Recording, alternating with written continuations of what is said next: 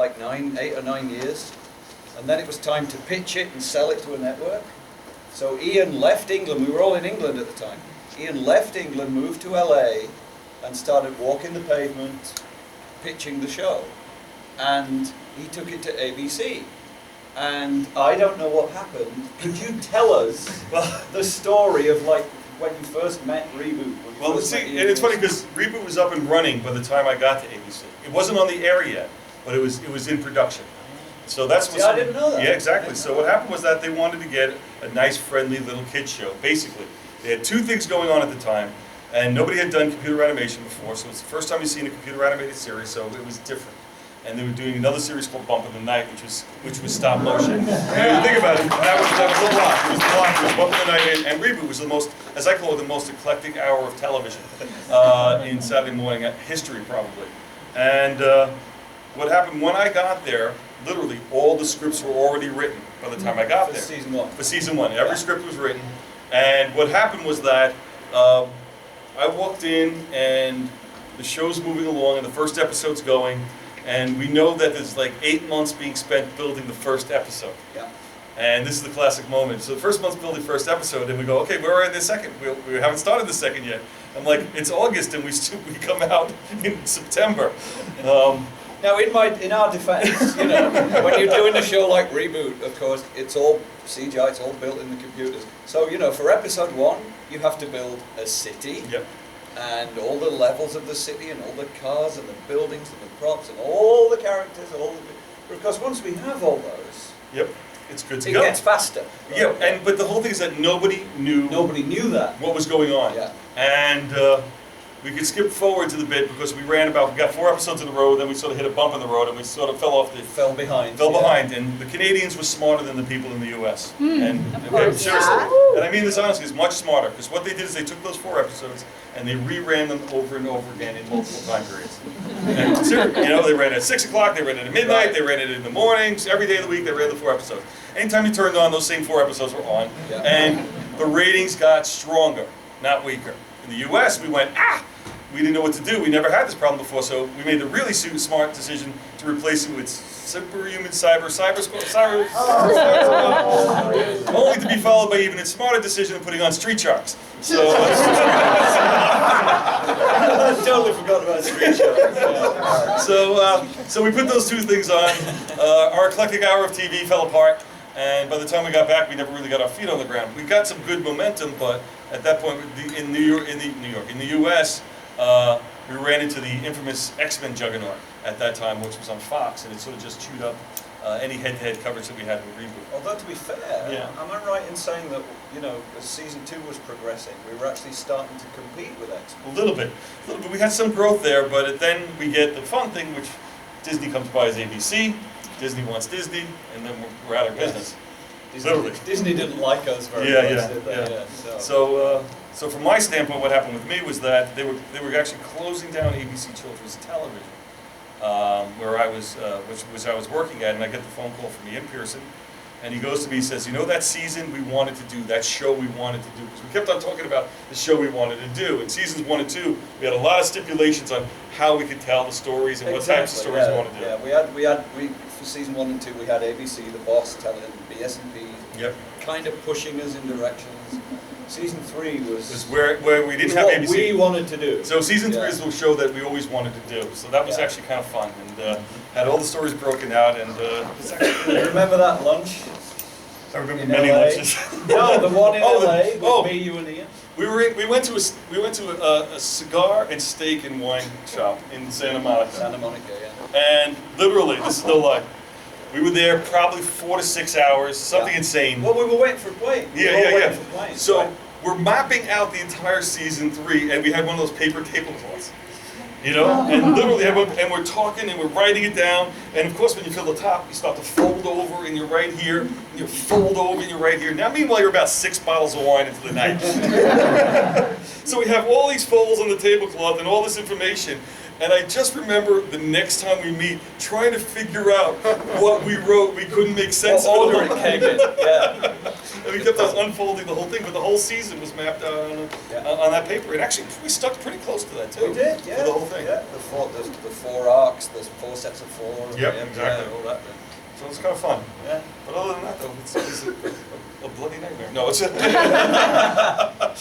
we joke about it, but like I said, when we're doing it, you got to realize it's the first computer animated television show ever, series, right? Yeah. When you think about it, and it's paving new ground, and nobody knew how to approach it, and it was Gavin and Ian and Phil as they were developing the process and how it worked.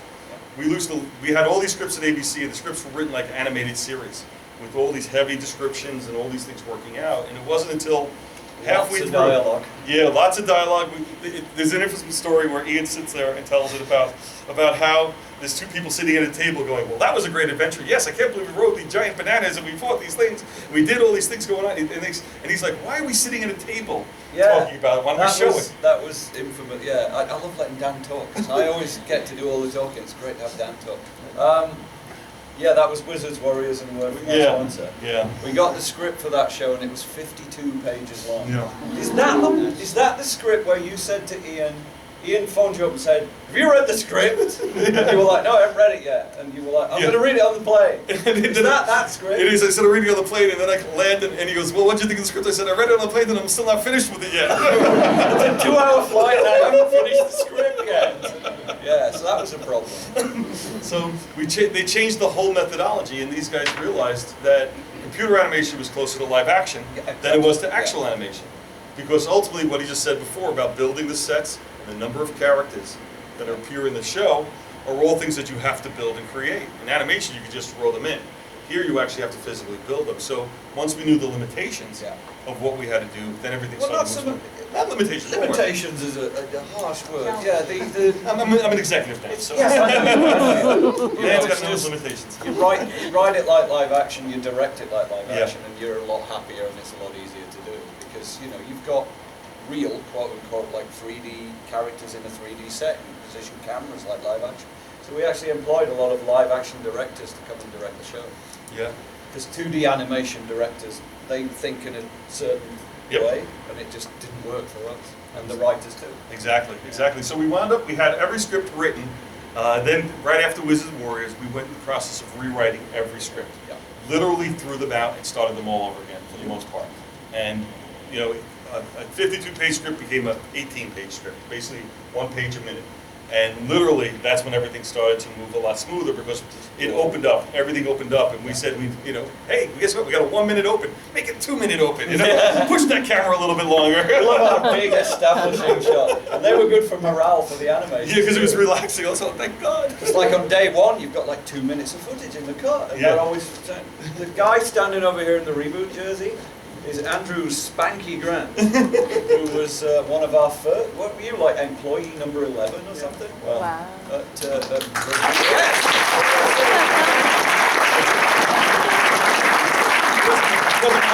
Funny employees running from room to room. No, it wasn't. Yeah, that's a good story. There's a great story. So what happened is that, that was, so you were, that was at ABC. Now I'm at ABC. So we go up to the tour of mainframe because we want to hear what the facility's like. We see the size and scope of what we're trying to take on. So literally, they're taking us from animation suite to animation suite, showing us this incredible staff that's working there. These guys working away. Little did we know it was the same guys running in front of us. Were you there for that? I was there. You were. So you go in room 1. Here's a couple of guys. They're animating, building models. Yeah. Okay. Here's room 2. Okay. Here's room 3. Hey, take your hat off. Of course, all the ABC execs leave going, well, that was really impressive. What a bunch of guys. Yeah. That was awesome. But yeah, I mean, Spanky. And then they gave us a cool jacket, and that's all that really mattered. Yeah. I remember when we first arrived in Vancouver, it was me, Ian, Phil, Kelly Daniels, who was our engineer, and we were in a hotel room to begin with. We were in a hotel room for like 3 or 4 weeks. With just like a machine each, building models, here's Frisket, here's Bob's Garage, things like that. And we put out the ad for animators. And I get this call from a guy from Toronto. And he's like, so, and because we put out this ad saying, we've got so much animation to do, you'll crap your pants. Something like that, yeah. It's like Megabyte going, I want you to sit in a dark room with me. It was an ad. No, that was for like the next trade show. There was actually a trade show. You'll crap your pants. How much animation you have to do. So anyway, we put out this ad saying, I want you to sit in a dark room with me and animate.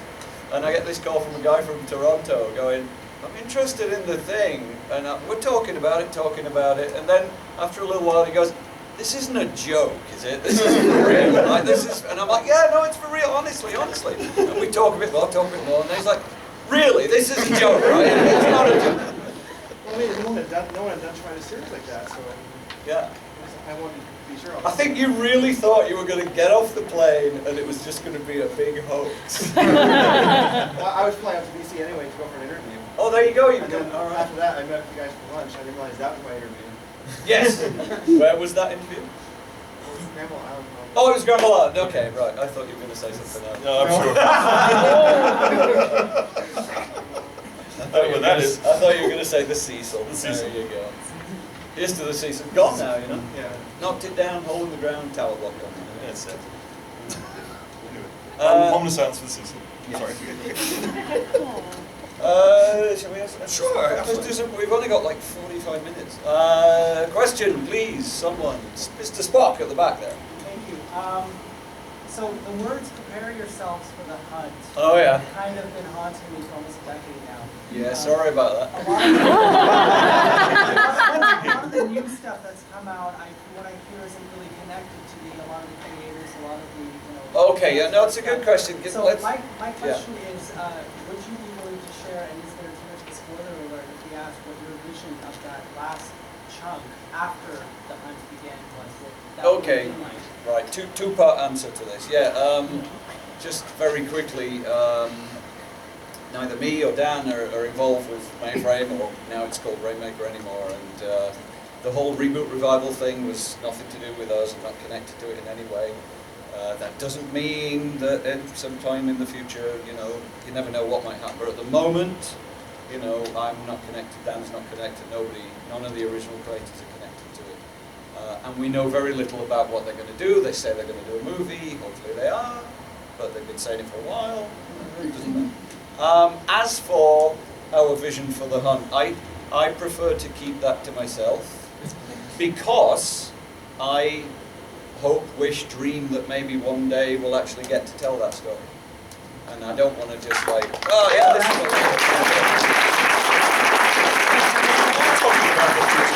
So I am, yeah, There you go, anyway, so that's talking it. about the future in a very small way. There you go. Yeah, I Good. mean, Ian, it's funny, Ian and I were talking about it just the other day and saying, what would we do and all this kind of thing. Because we did have, you may not know this, but when season 4 got truncated, and cut back from, we were going to do 12 episodes. 13, we went down to 8.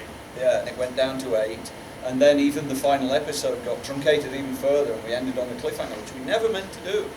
The hunt had a resolution in that episode, but we were finding that we had like 21 minutes of screen time and 38 minutes of action, and we just couldn't cram it in. And we said, well, we've got two choices. We either make a crappy episode with a resolution, or we make a decent episode with a cliffhanger. And being the kind of guys we are, we said, no, I'd rather make a good episode that ends on a cliffhanger. And it's a hell of a cliffhanger. So we did that, but we did have what came next planned out. We actually had like outlines for the next 4 episodes too. So hopefully it's a live day. One day, you never know. You never say never in this business. Hello, yes. I've been an avid, well, I shouldn't say avid fan. I was an avid fan when I was 4.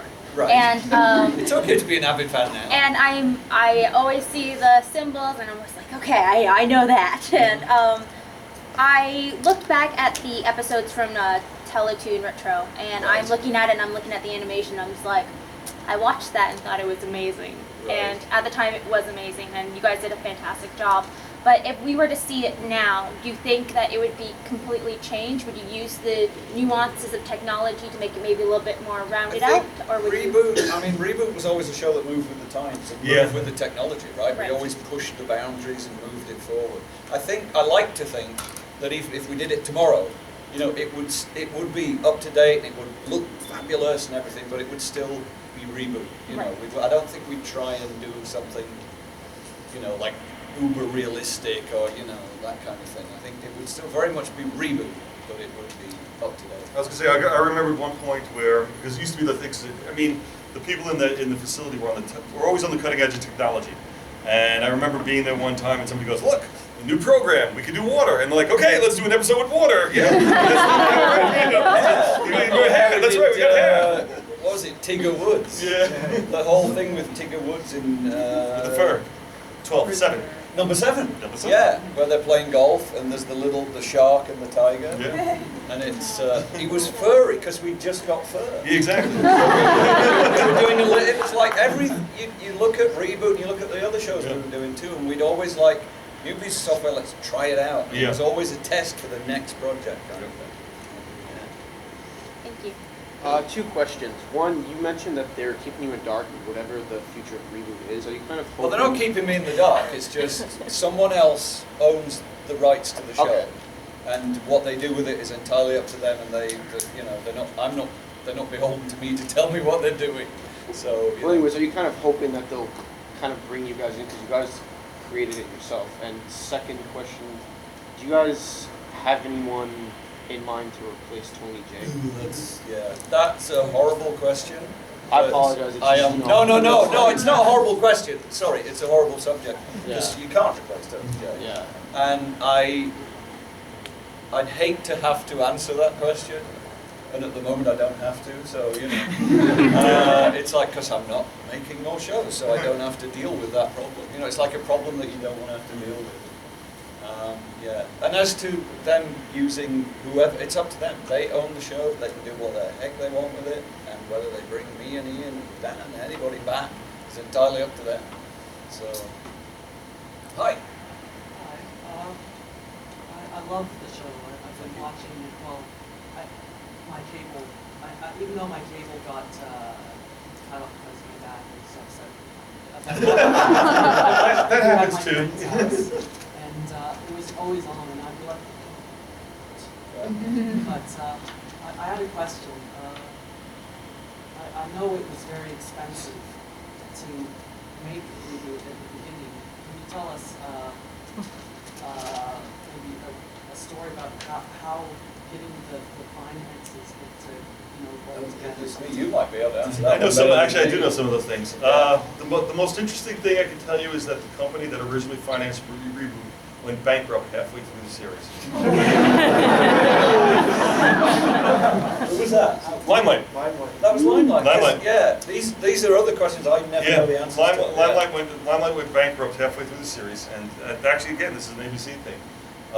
The owners of Limelight came to ABC to sell Reboot to ABC as a whole, buy it out completely. ABC chose not to do it, but what we did do was invest in the facility. We put money into the facility to keep the facility up and running. So even though we didn't buy the show, we kept the facility up and running. And then luckily, Thank you.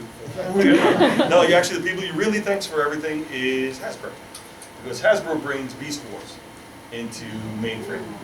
And Hasbro's bring Beast Wars into mainframe, and that was an expensive show. Were you with us by then? Not yet. You guys, I came in the second season. Yeah. So Hasbro comes in with Beast Wars, and now there's money coming into the studio. And that was Chris Ruff brought Hasbro in. Yes. And ultimately, because of that, the company was flush with cash, and then they were able to control their own destiny again. But that's how they wound up doing it. The show is extraordinarily expensive. But between YTV, who's a very big believer in the show, they covered a major portion of the funding of the project. ABC covered a strong portion of it as well, but nobody really knows how much it cost because they work those numbers pretty good. You know? and I always like to say, we still thank Hasbro for funding most of what happened in Reboot. Yes. Thank you, Hasbro. Thank you, YTV. Yeah. And I mean, they literally came in with a cardboard box full of toys Yeah. and said, "We're big fans of Reboot. We love what you guys do. Here's our new toys. Can you make a show about these toys, please?" And we're like, "Okay, what's the plot? What's the story? Where does it take place?" "No, you guys." "Oh, okay. All right." Just want to fight. Yeah, they fight a lot. Yeah, come on. You got a whole planet. There's 6 good guys and 6 bad guys on a whole planet. They should fight every episode. Yes. Next fight. Sure makes sense to me. Oh, okay, all right. Here we go. Hey. Those episodes you couldn't do, if you were given the chance, would you want to do them?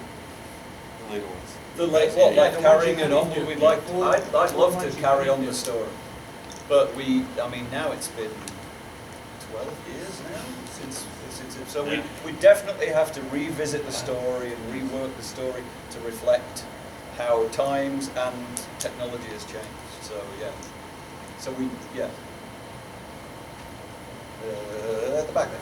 I mean, on the story, you guys were able to create such a unique and amazing storyline, and it was something that no one had ever seen before. I'm just wondering, how did you guys come up with that kind of storyline in a computer?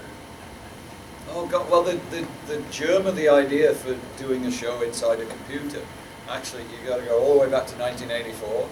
Myself and Ian Pearson, we did a pop promo for Dire Straits called "Money for Nothing." And thank you. And that was one of the first CG pop promos, and it was done on what at the time was state-of-the-art technology. But it was, by today's standards, it was super primitive and boxy and flash shaded. There's no shadows, there's no shiny, certainly no hair or anything like that. And after we'd done that, Ian said to me, you know, we could do a show like this, do a series, a kid show like this. And we started talking about doing it. And very quickly, people said, yeah, but it would look really weird. Like, it's all boxy and weird and flat shaded and cubes moving around. And we very quickly went, well, because it's inside a computer. And everybody went, oh yeah, that makes perfect sense. Yeah. That's what it looks like inside a computer. Yeah, I totally understand. And that was it. That was 1984, and that was the seed that grew and grew and grew and grew and grew. Okay, now I got one for you. Okay. Wasn't there a test, like it was done as a sitcom? Or something in the early days? Wasn't there like a weird early test with it? They're like living with like Bob and Dad, like in somebody's house and all. It was a much younger, for starters, it was a much younger show. Yeah, It was a little kid show. It was like Roly Poly Oly kind of. Yeah. And it wasn't Bob at the beginning. It was Chip. Yeah. It was called Chip, and his friend was called Dee, Yeah. not Dot. Yeah. And they had a dog called Mac, who was kind of looked like a Scotty dog. He looked like a Scotty dog version of K9 from Doctor Who. And that was the very, very, very, very, very early version. And then it sort of evolved, and Chip became Bob, and then there was Dot with Dot's Diner. What was it called? The Chip and Sit. was the diner, and there was Enzo, the little brother, and all that. And it was very, and they were like flesh colored. Yeah, exactly. Humans were flesh colored. They weren't blue or green. Yeah.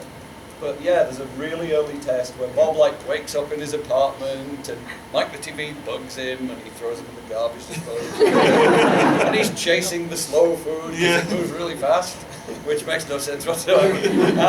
Stuff like that. So yeah, it was very much like a little laugh track sitcom. Yeah. And it's very funny because what happened was, like I said, at that time, me and Ian, and then later Phil, was still in England. So we were doing these animation tests on these state-of-the-art software at the time. And then we'd do the footage, and we'd send the footage to Chris Brough, who was the producer on the show, in LA, and he'd edit it together into a demo piece, and he'd get I'm sure he just, grabbed voice actors off the street and got them to do voices for it and stuff. So like the first Bob on the first test sounded like, who did the first Bob sound like? Batman, first Batman. Michael Keaton. Bob sounded like Michael Keaton, and Megabyte sounded like Joe Pesci. Yeah. And I was like, ooh, hey, my name's Megabyte. I love to rumble and I hate to fumble. So we send off the footage, and like a month later, tape comes back, and we put it in the machine, and me and Ian watch it, and we get this ooh, ay, and we're like, what the is that? So, Chris, hi. Yeah. So then the second test we did, which was more advanced, because the first test was FGS, which was the equipment we did Dire Straits on. The second test was aliens, so it was nice, shiny, and had round things in it, and shiny things in it. And we sent that test off, and that came back, and the voice for Bob in that one sounded like, oh God, who was it? I was like, I "One, two, remember what am I Megabyte. shooting?" It sounded like Bruce Willis in Die Hard. That was it. But Megabyte was Tony J. I don't know how Chris got hold of Tony J, but he did, and he got him to do, Wally doesn't live here anymore. And it was like, oh, yeah, that's a Megabyte. That's good. Whatever else doesn't, that doesn't change. But yeah. Sabrina. First of all, I have to say that the legacy of the show, I think, it's truly amazing. It's the fact that when our age group, 20, 35-year-old age range now, speak to our parents, they remember watching Reboot with us, and now that we're starting to have babies, we're making our children watch Reboot.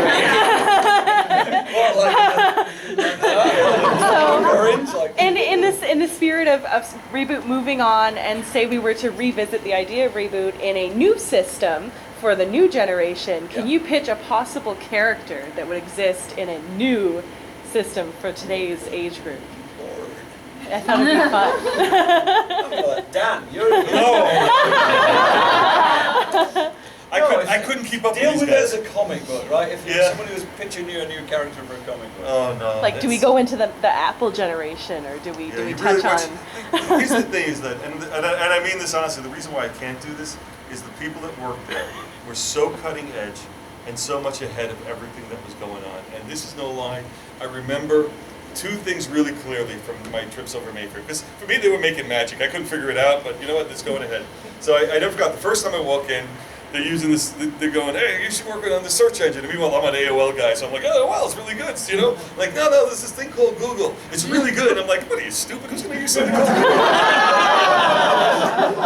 I feel ridiculous typing in that name. You know, get out of here.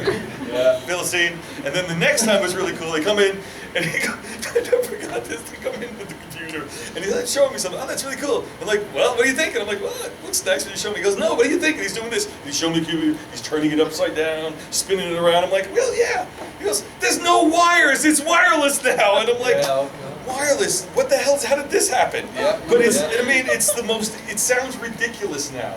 But you'd be surprised. The thing about Mainframe and what was going on with Reboot is literally everything was being invented as they were going, and they were staying right in step with everything. So realistically, whatever you're going to be working on, whatever the next thing is, I couldn't tell you what that was because I wouldn't know what the technology is the moment that's being created. But whatever it is, it would be in tune with that completely. It was that much in step. It was that much a leadership thing. It was amazing.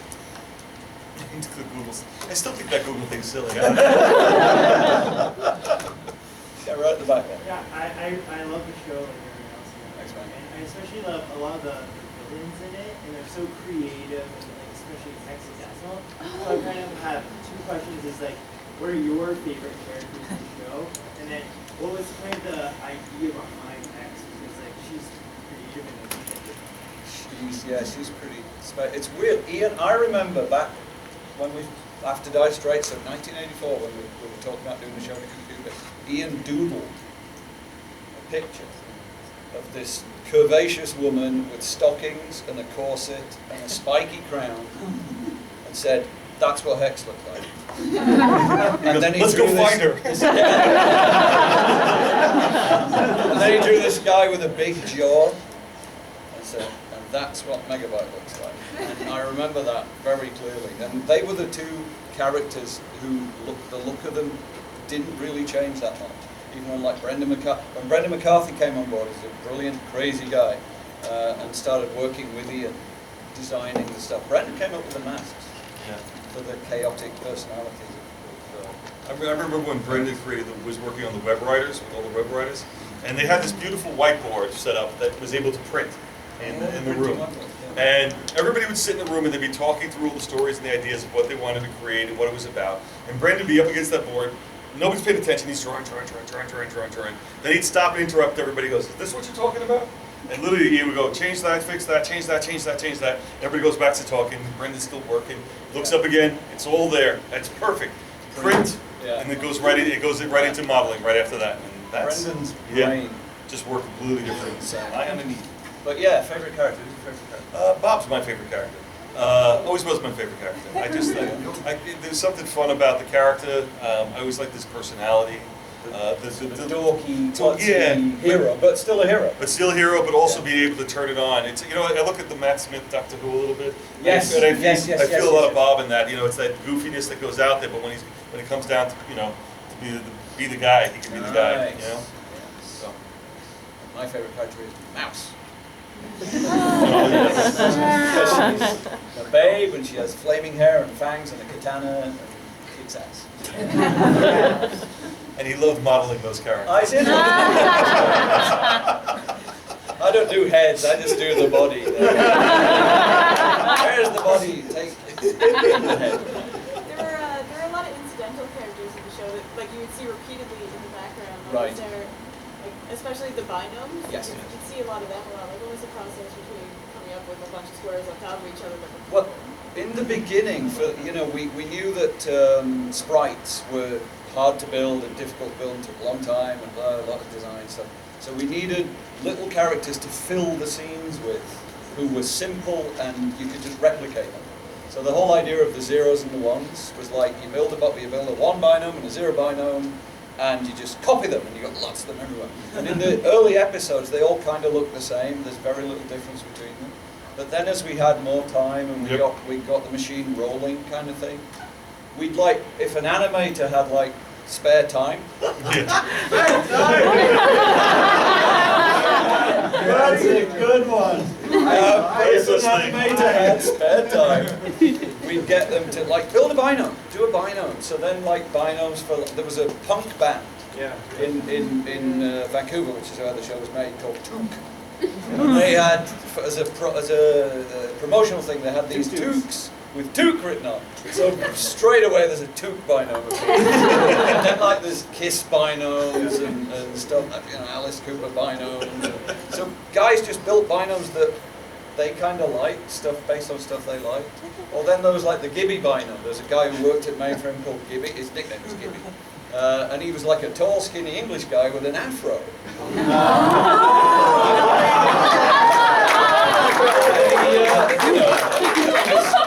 We brought him with us from England, kind of thing, and he used to just walk around going, and somebody built the Gibby, a tall, skinny rider with an afro. So then the binomes started to get personalities, and then we really started, like we'd do episodes like Trust No One, where we'd build, you know, Modem and Nully as binomes kind of thing and stuff like that. So we really started getting into it. Captain Ubatra and the Pirates. Old Man Pearson. Old Man Pearson. Oh yeah, is there a DiDio? No, there's no, never got it. Never got it. There's never a DiDio binome. You never liked the guys in the US. Oh no, because there was Mr. Christopher. I know. What was his name? I forgot. Oh, I can't remember his name. He was an ABC guy. Yeah. I guess that's because he was there before. See, I've lost track of the fact that you weren't And there. then, exactly, there was Wellies, and there was Wellies. There was the Wellman mate, That's yeah, right. Wellman, and yeah. Yeah. So, No deal. no, I'm sorry about So that. now, okay, so my answer to what would I like to see in the future story is a binome named DiDio. And that's it. Anyway, go ahead. Yeah, good.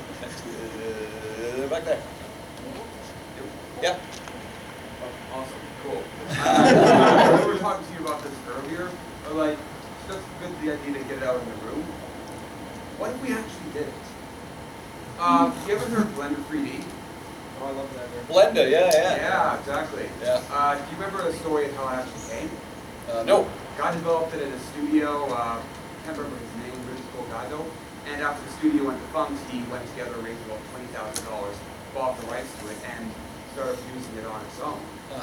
And in the age of Kickstarter, honestly, considering what we've seen and considering how big and massive and more importantly now financially stable our fan base is, do you really think it might be possible for us to get together and actually get the rights from them? Because I think It could be, yeah, I don't know. To get behind you. My answer is probably no. As a guy who knows the corporate side a little bit. There you go. Dan's, Yeah, that's a valuable asset for the company. I'm sure that was one of the reasons why when Rainmaker purchased Mainframe and decided not to keep its name and keep Reboot, it's probably one of the reasons why it's did. I think the fact that you can put a room like this and we can be talking about it, that's something that they hold on to very tightly, and they probably want to hold on to. Not that I speak for anybody. No, but but you know that yeah, corporate. I'm just saying, you know that corporate. I would imagine that they would want to say, you know, if there's potential in anything, the company that holds the rights would probably be the most interested in exploiting it. Sorry to be down. Anyway. No, it's harsh realities, I'm afraid, yes. A bit more of a lighthearted question. Oh, good. Well, one of the best, to take it there, Matt, one of the best things about Reboot was just the humor in it, the cutting edge puns. I know whenever I meet somebody new, like, we'll weave in alphanumeric just to see if they can. What were some of your like best puns that were either written by or just seen that just made you die? One of mine is Scuzzy. The fact that Paxton was pet's name was Scuzzy. Right. Well, when we did number 7, the puns, the whole thing is a gag, but the puns were all about golf. The fact that he was hitting the head with a golf ball, and there were golf puns throughout the entire thing. How's your back 9? How's your back 9? Yeah. But there's a big number 9. He goes, how's your back 9? He goes, and I forgot there's a bunch of, Was it a bogey or a birdie? Yeah, they're looking at the radar. They're looking at the radio. Is it a bogey or a birdie? And there was a Yeah. constant. So if you listen to that whole episode, there were golf jokes throughout the entire thing, and then it pays off at the end when you find out he was hitting the head with the golf ball. Yeah. The numeric jokes, one of those is I hate exercise. Yes. and stay out. Where the ampersand gets thrown at the bar. And stay out. Yeah. And you know, what's the deal with, what is it? 7? So, yeah, exactly. 7, 8, 9. Yeah. 7, 8, 9. Go right there. Yeah. Yeah, I asked of all the games the bottom hole playing throughout the series, which one do you think is like your favorite or the most fun to do? Evil Dead. Or should I say, I'm sorry for copyright reasons. Yes, Malicious Corpses.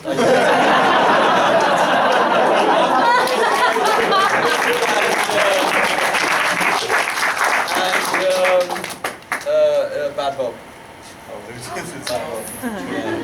Oh, and Friskachoo over here. Friskachoo. Yeah, exactly. What about you, Dan? Oh gosh, you know, actually I like the Malicious Corpses too. I remember when that one first came in. It was so intense to see. And, The show that got us canned in England. Yeah, pretty much. With the eye falls out and the camera goes up and down. And he's like, oh, showing it to the camera. Yeah. That was. They were getting a lot of frustrations out from the first 2 seasons on that episode. Yeah, absolutely. Way back when, there was rumor that there was going to be a musical episode, a full musical episode. What was the plot going to be in that musical episode? Was it going to be like a recap? It was always a dream of mine to do a musical episode, and I kept bugging to do a musical episode. And then when we were going to do 13 in season 4, so it was going to be 4, 4, 4, and a musical. Yeah. And we didn't know what. We never got that far as working out what the plot was. It's just, you know. We just had the musical number in the end. We kind of satisfied that with the musical. We did the recap of the entire 3rd season in a musical. In a musical, which was cool. Yeah. Because once we'd done that, I was like, see, we can do a musical. Right at the back there. Favorite episode? Number 7. Bad Bob, Nilzilla. Bad Bob they did in 2 weeks? Something insane. Something insane. Yeah, What? That's a truck. Yeah, That's why we did it fast. It's also placed in the same spot. In the same spot. They literally with the trucks running. I think you did it From about A to B and back again. I never forgot that. That was one of the fastest. And we had that, the drive-in, it just rolled. Yeah, Ian just put that beat in the Avid and just cut everything. It took a lot of time, and the character build was changing environments, the scene, you have still to set all that up. Once you set up in the truck, in that case, yes. Okay, we're in the truck, go. Once you're in the game and Bob starts moving, it's in the animation. Yeah, Fire. The whole game revolved around where the truck was. Yeah. Yeah, so we planned on the whiteboard, planned out this is where the truck goes. There's a canyon here, so there's going to be something there. There's the thing where it has to turn around, that happens here, and then it has to get back to here. And yeah, just... You knew we had to be going fast at that point. Super fast, yeah. Yeah, So kind of firefighting. And it was literally, and I never forget, and Ian tells the story, which is the real story. This is the ABC side of the story. So what happened is that they did this whole show real fast, right? And literally they turned the whole episode into ABC thinking it was going to be great. Bill comes back, show completely rejected. Cannot air, not fit for air. And we had this whole thing running gag with, not even a gag, it's a whole running fight with broadcast standards. Ian calls up broadcast standards and goes, but I did this show for you. Yeah. And he literally calls up, I did this show for you. I took all your notes and I put them in the show, and he started to list all the notes. Because he'd met her in a... And he listed all the things that he did in that episode, and that she had said, these are the things you should be doing. He had a drink with her in Vancouver and said, so what do you like? Yeah. You know, and she went, I've always loved wacky races. Exactly. And he went, okay, we'll do an episode for you. And that's where he thought, you said you like wacky races. And she goes, you're right, approved.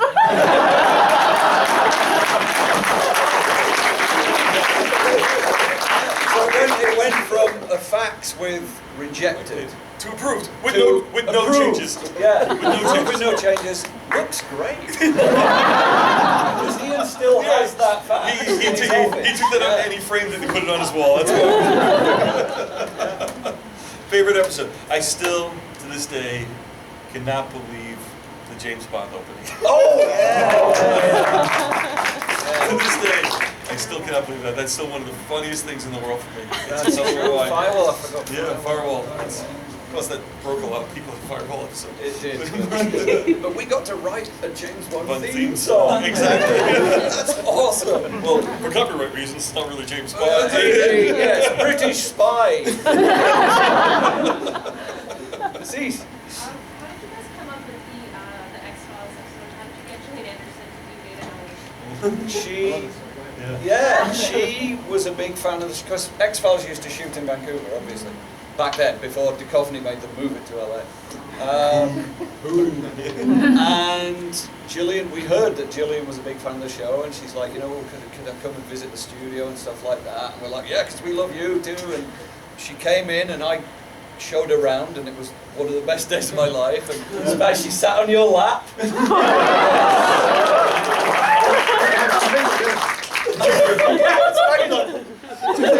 So we showed. She just sat down by lap. Yeah, he said, can I get a picture? And she was like, sure, and just sat down. It's like, okay, cool. And we showed around, and stuff. She signed everything, didn't she? She'd like walk into suites where there'd be X-Files pictures on the wall, she'd just sign them. She was a lovely, lovely woman. And kicked their asses in volleyball too. Oh, did she? I didn't know that. All coaches used to play beach volleyball. Beach volleyball? So like Highlander, X-Files, us. And I remember spiking up Skinner's head. Oh, nice one! Excellent. So yeah, and at the end of the tour, you know, we're like, would you be interested in doing a voice on this? She's like, love to do a voice. I'd love to do a thing on the show. So that was it. We had to do an X-Files parody. And luckily, we had a guy who'd written some scripts for X-Files, and he'd sent us a spec reboot script. Right. That was like a reboot X-Files kind of episode. And we didn't use it, but we used him. Yep. To write the script for the Trust No One. So we already had the arc sort of story planned about a web creature hiding in mainframe and all, and then boom, suddenly there's Modem and Nully investigating this strange creature, and that was how that came about. And she loved it, and she did it, and she was a sweetheart. And we actually wrote her lines in one night. We hadn't finished the script. And we wrote all of Data Nully's lines in one night because she was recording the next day. Yeah. So we had her lines, but none of the rest of the script. And then Duchovny wouldn't do it because I don't know, miserable bastard. So we got Scott McNeil to do a really bad Fox Mulder impression for Fax Modem. So yeah, that's how that came on. Yeah. You said you had those posters that there's so much animation in your graphic fans. Did you have animators burned out left and right? Did you have people say this is way too much? Over to you, Spanky. But we played as hard as we were. It's true. At the time, the median age was like 23, and I think I was the old guy, 25 or 26. And so, yeah, I mean, it was insane. I mean, I slept there a couple times a week. I had like a top of my desk and just kind of fall over on it. Yeah. I mean, yeah, imagine it's like the crew for the first season. That's an unbelievable amount of work. It was like 14 years or something. Something like that, yeah. Tiny like crew. 3 times that now. Yeah. And it was tough, but yeah, we played as hard as we were. Yeah. You'd hit the button to set something rendering and just slide under the desk. My wife would bring me clothes next week. Yes. Wives and girlfriends bring in. I remember people at their stations in sleeping bags. Yeah. There used to be the sleeping bags on the stations. Yeah. But that's what it's like on the bleeding edge of technology. Yeah. We got back now. Yes, you. Yes. I'd like to know where the idea for Al came from.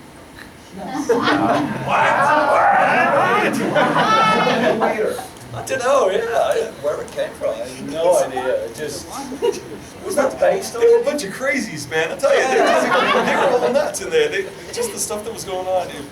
They literally grabbed from anything, from every situation, from any place they were in, any place they meet. They heard something funny, or they heard somebody speak. They decided to mock it. Or we'd just do something as a one-off gag, and it would stick. Yeah. Like with Al's waiter, Bob goes to the thing, and Al's waiter's there. What do you want? Kind of thing, and he serves it in that right, Al, and what?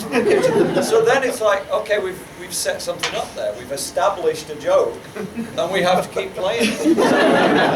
Then, okay, now you can never see Al. Yeah. You can never see Al. And then later on, it becomes a gag where, oh, here's Al, he's wrapped in robes, so you can't see him. Was there ever design for Al? Like a hidden No, because we always said, okay, we've now established a rule that you never see Al. And then, of course, you have to try and break the rule. And it's like, okay, we need to see him, but we can't see him. So he's captured by the viral binomes, and they've wrapped him in ropes, so you can't see him. Ha ha ha! He's a one binome. He's a one binome, at least we know that much. Yeah.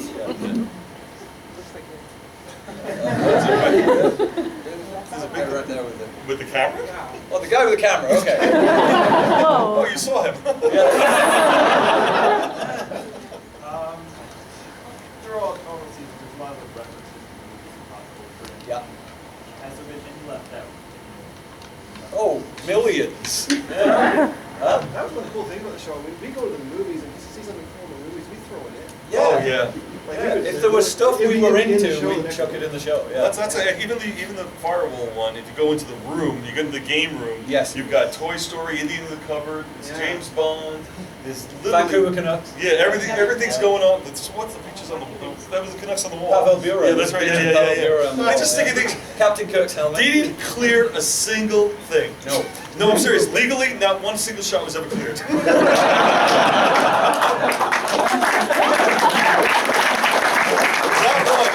I used to be there at ABC going, is this okay? I'm like, yeah, sure, no problem. It's fine, don't worry about it. It's all cleared by Canadian law.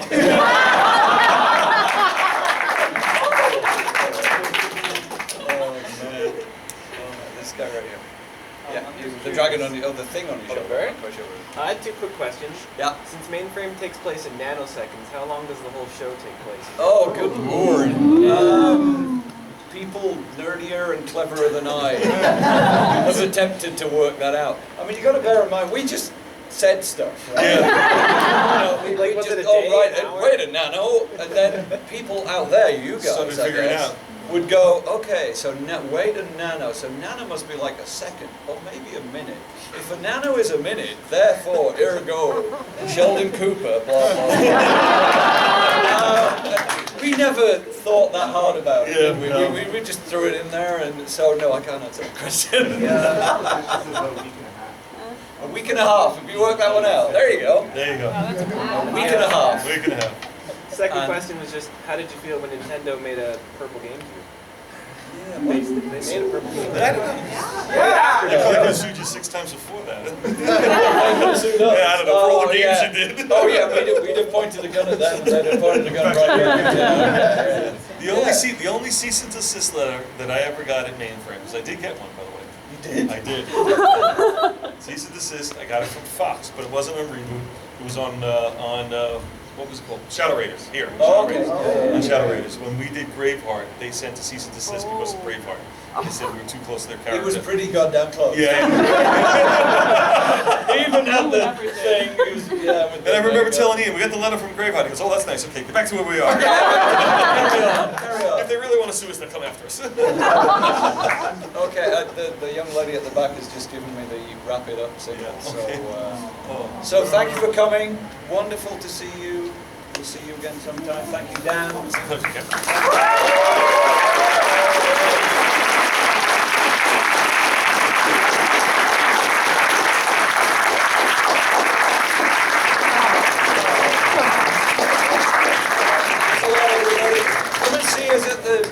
Dan at his booth at DC and me at my booth at